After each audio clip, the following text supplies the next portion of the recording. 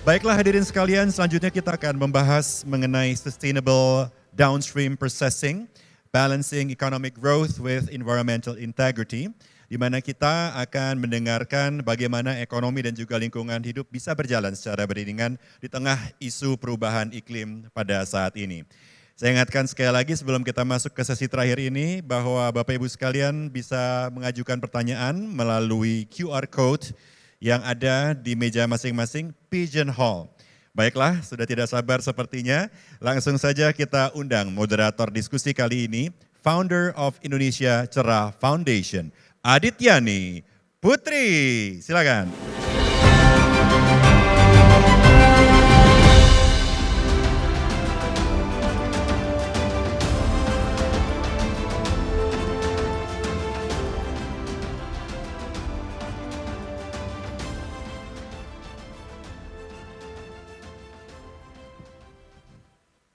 Very good morning to all of you. Bapak-bapak, ibu-ibu hadirin sekalian, selamat pagi menjelang siang. I am aware I am the only thing standing between you and your lunch. So I'm going to make sure that we keep the session tight. Nama saya Adityani Putri, panggilan saya Ditri. Saya adalah seorang Energy Transition Specialist, founder dari Yayasan Indonesia Cerah. Dan merupakan sebuah kehormatan bagi saya untuk dapat menjadi moderator di sesi ini. Antara lain karena kita akan membicarakan topik yang sangat panas ya, sangat hot, sangat trendy saat ini, yaitu hilirisasi, natural resources downstreaming, dan mendiskusikan bagaimana caranya untuk bisa memastikan bahwa hal ini dapat berlangsung secara berkelanjutan atau sustainable. Mengingat bahwa ada market trend, global market trend yang shifting, dan juga ada nilai ya dan norma-norma baru gitu ya yang mulai masuk ke misalnya financial sector dan juga di sisi demand juga. Di Indonesia ada 8 sektor dan 21 komoditas yang telah ditetapkan pemerintah Indonesia untuk dilakukan hilirisasi. Dan antara lainnya ini terkait juga dengan ambisi Indonesia untuk menjadi pemasok dari komoditas kunci bagi transisi energi global. Nanti kita akan bahas lebih lanjut, tapi sebelum itu saya ingin mengundang narasumber saya untuk sesi kali ini. Pertama-tama izinkan saya mengundang lebih tepatnya sahabat saya, Bapak Antoni Utomo, selaku perwakilan dari Kadin, dari Kamar Dagang Indonesia. Halo Bapak Antoni, apa kabar? Ini sahabat saya nih, ini salah satu champion sustainability kita. Bapak Antoni ini silakan duduk Pak. Saya perkenalkan dulu, saya mau ini, I want to sing some praises about you first gitu ya. Bapak Antoni ini adalah saat ini menjabat sebagai Ketua Energy Transition Task Force Kadin dan juga merupakan bukan hanya Deputy Lead ya Net Zero Hub Kadin Indonesia, tapi he practically gave birth to the hub. Yang nanti kita akan dengar ceritanya apa saja inovasi-inovasi yang didorong di Kadin Net Zero Hub.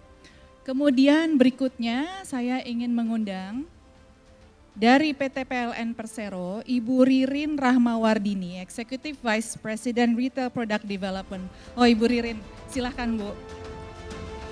Selamat siang Ibu, silahkan. Bu Ririn nanti kita akan bahas banyak ya mengenai bagaimana kontribusi PT PLN ya dalam mendorong hilirisasi hijau.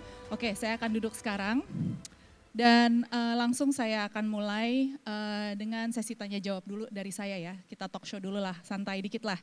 Gini ya, saya tahu semuanya lapar tapi kita coba bahas topik yang penting ini dulu. Bu Ririn izin saya akan mulai dengan Pak Antoni dulu ya untuk bisa memberikan gambaran umumnya. Oke, Pak Antoni. Kita membahas soal hilirisasi ya dan bagaimana itu terkait dengan ambisi pemerintah Indonesia untuk menjadi bagian dari rantai pasok dunia ya untuk transisi energi global.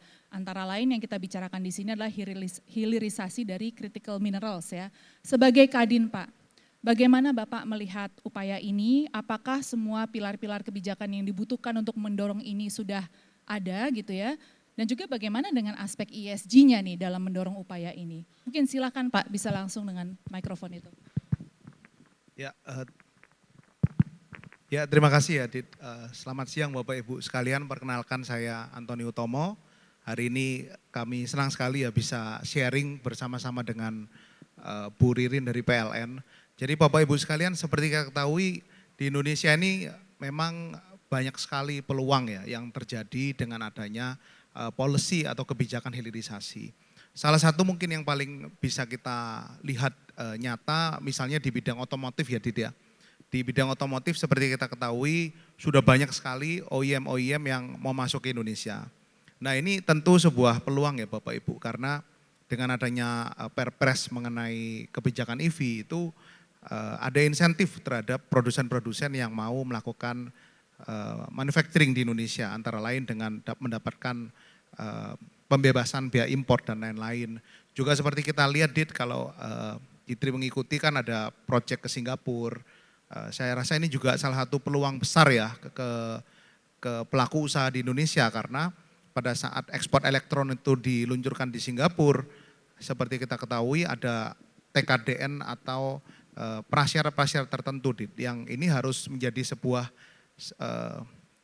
ceruk untuk Indonesia agar bisa membangun industrinya menuju ke ekonomi hijau. Baik, terima kasih Pak Antoni. Jadi tadi Pak Antoni sudah menyebutkan beberapa sasaran gitu ya, bukan atau beberapa proyek kunci ya yang mungkin menurut Bapak ini bagus nih buat terus didorong dan ini akan menjadikan hilirisasi yaitu nilai tambah ekonomi di Indonesia gitu ya. Tadi Bapak menyebutkan salah satu peluangnya adalah EV adoption policy, ya kan, mendorong pengadopsian kendaraan listrik berbasis baterai, gitu kan. Berarti kita bicara soal hilirisasi dari tambang, dari komoditas-komoditas tambang mineral ya, yang kemudian dapat membentuk dasar dari manufacturing KLBB ya, kendaraan listrik berbasis baterai tersebut. Kalau untuk pasarnya sendiri, ekosistemnya sudah terintegrasi belum? Dan apakah kita sudah menuju ke sana? Bagaimana pandangan Kadin? Baik, makasih Dit. Jadi memang di Kadin mungkin saya bisa dua ya Dit ya. Yang pertama di Net Zero Hub itu kami juga mengundang ya Dit ke Bapak Ibu selaku pelaku usaha untuk melihat ini sebagai tren dunia.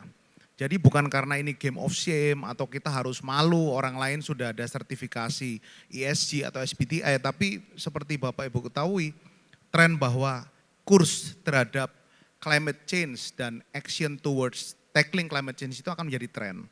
Nah kalau kita sudah melihat itu sebagai tren, tentu banyak hal yang bisa kita lakukan mulai dari net zero journey plan kita.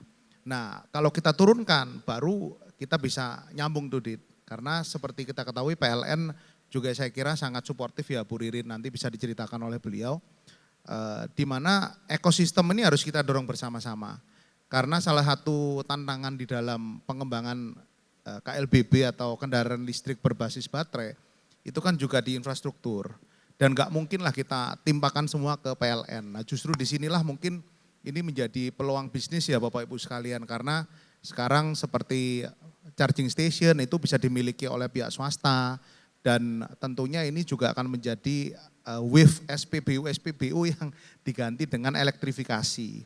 Nah untuk hilirisasi tambang tadi saya ketemu Pak Roy dari Harita dan beberapa teman lain tentu nanti akan bisa cerita lebih banyak ya. Tapi di Kadin kita mendorong agar ini jangan putus hanya sampai di proses-proses yang sifatnya upstream. Jadi kita juga pingin assembly itu tidak putus gitu karena seperti kita ketahui sampai hari ini kan proses daripada smelter yang ada itu masih dikirim ke luar dan kembali ke Indonesia. Nah ini peluang juga saya rasa yang harus dilihat oleh Bapak Ibu sekalian pemirsa yang hadir supaya ada pelaku-pelaku yang bisa menjawab sisi dari rantai pasok yang masih kosong tersebut. Jadi harapannya adalah di Indonesia bisa end to end gitu ya, bisa dari upstream sampai dengan proses manufacturingnya gitu Pak, mengingat kita pasarnya cukup besar gitu. Tadi Pak Antoni terakhir Bu ya, sebelum ke Bu Ririn, Pak Antoni menyebut Kadin Net Zero Hub, saya rasa mungkin banyak yang belum terlalu familiar dengan Kadin Net Zero Hub. Kadin Net Zero Hub ini kan juga merupakan inisiatif yang relatif baru, tadi Bapak juga menyebutkan SBTi, mungkin bisa share sedikit 2 menit mungkin mengenai Kadin Zero Hub dan apa kira-kira yang bapak-bapak ibu-ibu yang berada di audiens ini, apa kira-kira peran serta yang bagaimana caranya mereka bisa involve mungkin dalam upaya yang menurut saya ya, upaya yang luar biasa ini dari teman-teman Kadin ini. Baik, makasih Adit. Jadi Bapak Ibu sekalian, Kadin Net Zero Hub ini adalah sebuah platform ya. Jadi di Kadin itu kami kan sering diberi grant, diberi bantuan-bantuan, tetapi kadangkala masih banyak sekali framework yang belum difahami oleh perusahaan. Jadi di Kadin itu kami saat ini sudah melaksanakan corporate assistance program dan itu sifatnya pro bono ya Bapak Ibu ya. Jadi kalau Bapak Ibu nanti merasa perusahaannya memiliki interest untuk melakukan pledging net zero, itu silakan mendaftar ke kami. Bisa ke website Kadin atau bisa ke saya langsung, di mana di situ akan diberi pelatihan-pelatihan ya Bapak Ibu sekalian. Sehingga tim manajemen Bapak Ibu itu akan di-equip untuk bisa memiliki framework yang benar. Nah tadi beliau sempat sampaikan SBTI, itu adalah Science Based Target Initiative, ini adalah framework yang biasa digunakan oleh perusahaan swasta, sehingga kita bisa memiliki tahapan-tahapan untuk di-acknowledge oleh perusahaan-perusahaan dunia. Contohnya seperti Adidas ya Bapak Ibu, itu udah bekerja sama dengan kami sehingga pada saat procurement proses, perusahaan-perusahaan ini akan memiliki nilai tambah untuk mendapatkan daya saing di dalam hubungannya dengan prinsipal seperti Adidas. Mungkin kira-kira itu, Dit. Terima kasih banyak atas penjelasannya Pak Antoni. Sekali lagi, sukses ya Pak ya untuk Kadin Net Zero Hub, benar-benar ini saya rasa bukan cuma hub ya, gerakan ya mestinya ya. Berapa perusahaan sekarang yang sudah sign up ke Kadin Net Zero Hub dan upayanya untuk menuju ini ya, menuju net zero itu berapa Pak? Sekarang sudah 80 dan kita terus terang waitlistnya masih banyak lagi dan mudah-mudahan dalam waktu dekat ini bisa kita luncurkan serangkaian kegiatan sehingga mereka juga bisa ikut dan kami juga mengundang teman-teman di sini masuk ke interest list.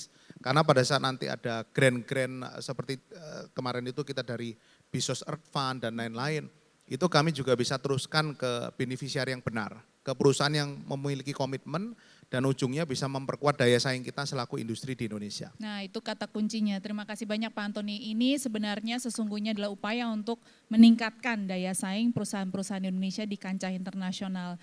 Jadi tepuk tangan dulu untuk Pak Antoni dan Kadin Net Zero Hub-nya, gerakan yang luar biasa. Dan tentunya pasti harapan kita adalah bahwa lebih banyak perusahaan lagi nih gitu ya. 80 misalnya di tahun pertama, tahun kedua, mudah-mudahan ini bisa menjadi gelombang besar nantinya. Dan lebih banyak ratusan ribuan perusahaan ikut gerakan Net Zero Hub ini. Nah sekarang ke Ibu Ririn, nah, sebagai pilar penting nih gitu ya dalam pembangunan industri di Indonesia.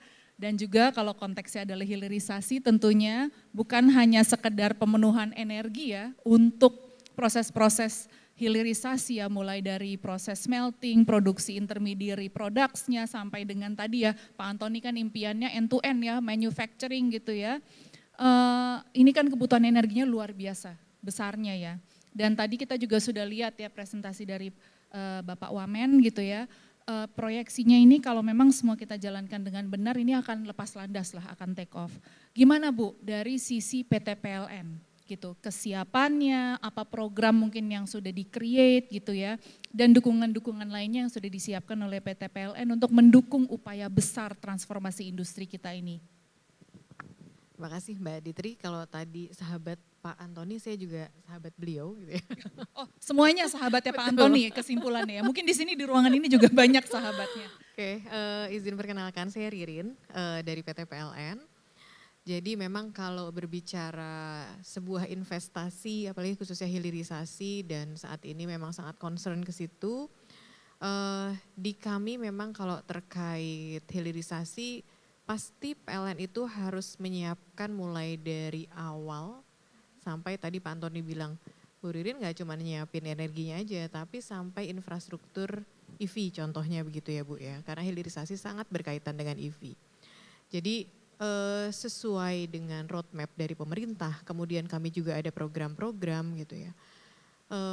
Kami sangat mendukung untuk percepatan accelerate renewable energy.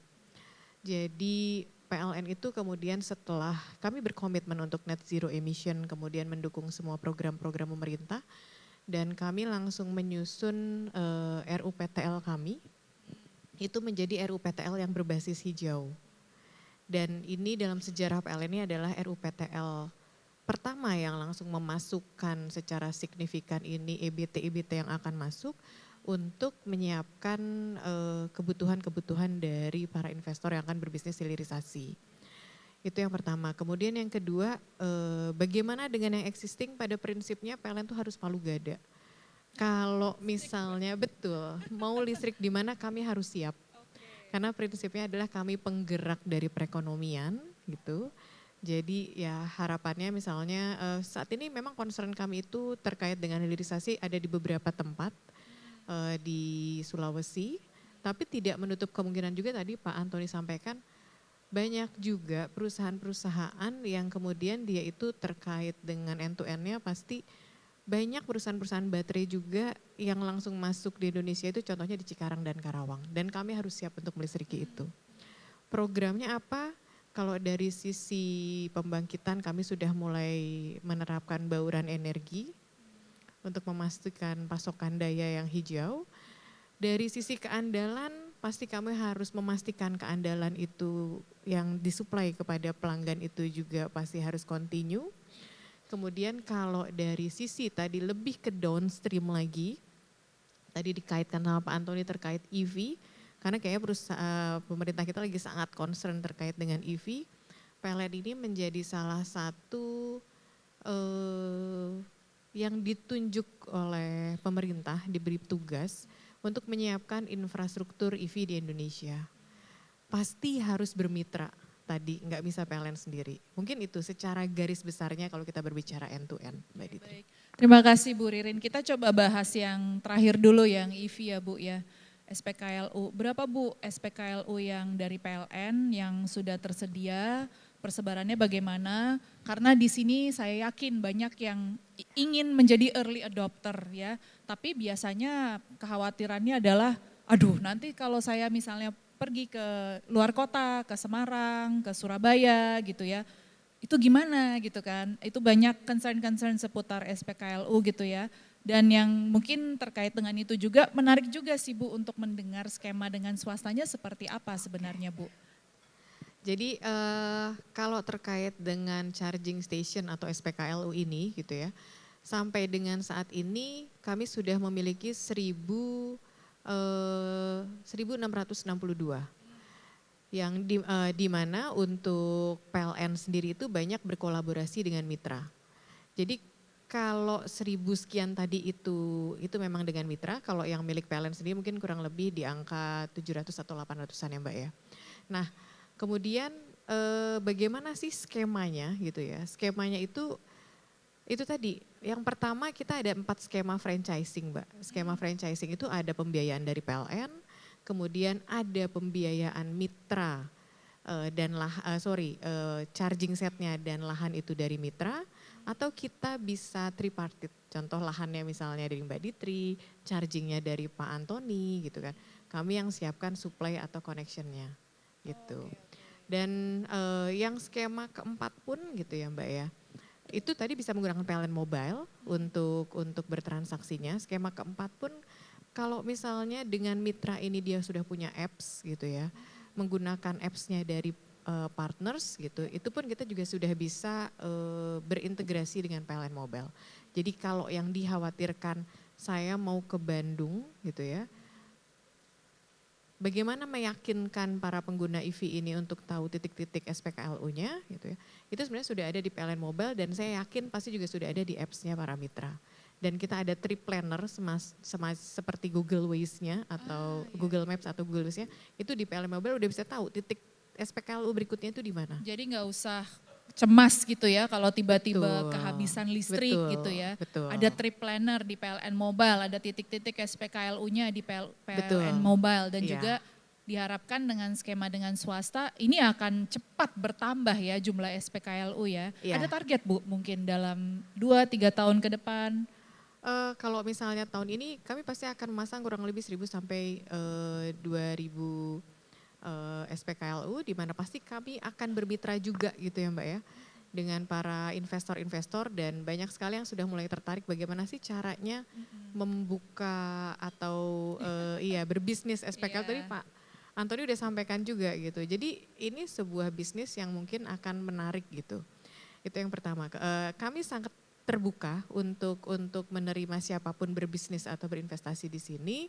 Itu kemudian yang kedua juga bagaimana meyakinkan para pemilik calon pembeli EV, karena biasanya ini adalah mereka masih Keraguannya banyak. iya gitu. Karena melihatnya kan kalau charging sebenarnya di rumah pun bisa dengan home charging gitu ya gitu. Bagaimana meyakinkan ini bukan cuma tugas PLN tapi tugas bersama. Kita tunggu bersama di situ. Betul, jadi ini harus menjadi tugas bersama ya Bu ya, sosialisasinya, awareness buildingnya gitu ya, dan tentunya meyakinkannya itu loh, persuasinya bagaimana. Saya kepingin kembali ke bagian dari puzzle yang satu lagi, kalau kita bicara soal transisi energi, sustainability dan hilirisasi adalah penyediaan pasokan energi terbarukannya atau energi bersihnya bagi pelaku-pelaku hilirisasi Bu, karena tidak bisa dipungkiri bahwa market meminta gitu ya, greener commodities gitu kan, greener mineral products gitu ya Bu ya. Gimana Bu, mungkin bisa kasih sneak peek RUPTL yang akan datang, apakah akan bertambah atau ada proyek-proyek kunci mungkin yang akan didorong Bu? Ya, jadi untuk di yang tadi saya sampaikan greener electricity itu mungkin kita akan, saya boleh coba cek contekan dikit ya Mbak ya? Boleh silakan Bu, siapa tahu ada contekan. Iya, jadi memang kita akan menambah 54 gigawatt EBT. Ini sampai dengan tahun di 2040 dan sepertinya akan dimajukan di 2030. Lebih naik lagi Bu berarti ya? Betul. 54 ya? Iya. Jauh meningkat dari RUPTL hijau yang sekarang ya Bu ya? Betul, itu Kalau memang ditarik untuk ini betul ya. gitu. Jadi memang harapannya gitu ya. Jadi kami bisa mensuplai energi hijau tadi itu, dan sekarang pun kita sudah melakukan fill mix tadi itu Mbak, sudah berprogres ke arah sana. Oke, sudah bersiap-siap ya. Ini soalnya ada pertanyaan, kalau planning memang sudah banyak dari sisi PLN, tapi apa kira-kira yang bisa dilakukan sekarang sampai ke depan yang akan mempercepat implementasi? Tadi Ibu sudah menyebutkan ya, Betul. feasibility study sudah mulai dilakukan. Apalagi Bu kira-kira perencanaan untuk mempercepat implementasinya? Oke, jadi kalau dalam transisi ini gitu ya Mbak ya, jadi kami ini kan ada beberapa skema ya, baik B2B dan mungkin juga ada yang government to government gitu ya, dengan pemerintah gitu. Jadi beberapa skema-skema yang sedang kami coba percepat, itu contohnya misalnya kita ada kemitraan strategis untuk pembiayaan proyek. Jadi semacam joint venture gitu, itu juga kita sangat terbuka. Karena PLN nggak bisa membangun ini sendiri, jadi pasti sangat terbuka gitu ya. Terkait untuk percepatan EBT ini di Indonesia, itu salah satunya. Kemudian juga kami sedang coba menghitung juga terkait dengan dari sisi kepatuhannya itu berapa sih carbon markets yang memang harus kami penuhinya, sama seperti tadi Pak Antoni juga gitu ya. Jadi itu yang coba kita inline-kan juga dengan RUPTL yang sekarang sedang dibuat PLN. Dan diharapkan strategi-strategi ini dapat mempercepat implementasi dari RUPTL, apalagi dengan target yang sudah ditingkatkan sedemikian rupa ya Bu ya. Dan pasti pengadaan-pengadaan untuk skala besar juga sedang berjalan. Harapannya ini juga mungkin nanti proyek-proyek ini lancar sehingga harapannya juga bisa tetap inline dan sesuai dengan waktunya. Amin Bu, itu juga harapan kita semua ya Pak Antoni ya. Kita ingin segera melihat proyek-proyek besar gitu ya yang sudah lama ada di RUPTL, yang sudah lama ada di pipeline, yang sangat dibutuhkan oleh perekonomian kita. Kami berharap bisa segera jalan gitu ya, segera dibangun dan segera jalan. Doa kami untuk PT PLN Persero Bu ya, semoga bisa menjalankan semuanya yang direncanakan karena ini benar-benar pilar gitu ya. Pilar sekaligus lokomotif gitu ya. Sayang sekali waktu kita sudah habis dan saya juga melihat sudah banyak yang bergerak ke area makan. Let's join them. Terima kasih banyak Bu Ririn, tepuk tangan untuk Bu Ririn. Dan juga tepuk tangan untuk Pak Antoni, kedua narasumber kita di siang hari ini untuk topik yang sangat-sangat sangat trendy saat ini, yaitu sustainability in natural resource downstreaming di Indonesia. Saya Dityani Putri sebagai moderator, saya undur diri, terima kasih banyak. Mohon maaf apabila ada kesalahan ucap atau tindak. Terima kasih sekali lagi, kami mohon tetap berada di tempat untuk menerima token of appreciation. Sekali lagi, Adita Andi Putri dan para narasumber akan menerima token of appreciation yang akan disampaikan oleh Bapak Lim Chu Chong as President Director of PT Bank DBS Indonesia, joining us on stage once more to present the token of appreciation to Antoni Utomo, Chair of Energy Transition Task Force, dan juga Kadin Indonesia, dan Ibu Ririn Rahmawarini, Executive Vice President Commercial Product Development PT PLN Persero. Moderator dimohon ikut mendampingi dan berfoto bersama juga, dan kami akan mengundang juga untuk bergabung berfoto bersama sesaat lagi kepada Bapak Kunardili dan Ibu Melfrida Gultom. Kami persilakan dengan hormat. Sekali lagi kami undang hadirin yang masih berada di sini untuk memberikan feedback melalui QR Code yang tersedia di meja Anda. Kami ucapkan terima kasih sekali lagi kepada para pembicara, para moderator yang telah memberikan wawasan bagi kami semua dengan pemaparan yang menarik dan juga talk show yang sangat luar biasa. Baik, terima kasih banyak. Silahkan kembali ke tempat. Thank you very much, ladies and gentlemen. We appreciate the talk. We appreciate your time and efforts as well. Terima kasih.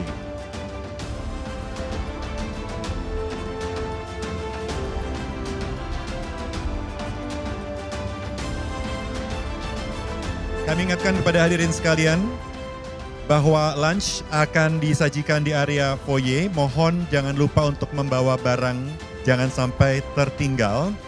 So ladies and gentlemen, we will have lunch in the foyer area. Please take care of your luggage so nothing is left behind.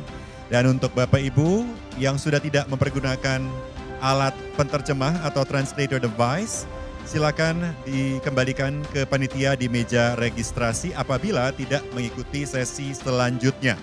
Untuk Bapak Ibu yang masih bergabung, dimohon untuk menyimpan translation device tersebut. Please return the translator device to the committee at the registration desk if you do not join the next session. And for those who are still joining here, please save the translator for the next session. And now we will temporarily close the ballroom to allow for preparations for the next event. Sesaat lagi ballroom akan ditutup untuk persiapan acara selanjutnya. Kami ingatkan sekali lagi untuk tidak meninggalkan barang bawaan Anda. Bagi Bapak Ibu yang mengikuti acara Indonesia-China Business Forum 2024, dimohon untuk kembali hadir di ballroom pada pukul 13.45 WIB. So for those of you attending the Indonesia-China Business Forum 2024, please return to the ballroom at the hour of 13:45. Jam 13.45. Baiklah hadirin sekalian, thank you for your attention and we will see you at our next session. Have a great lunch. Thank you. Now it's time to let go. Now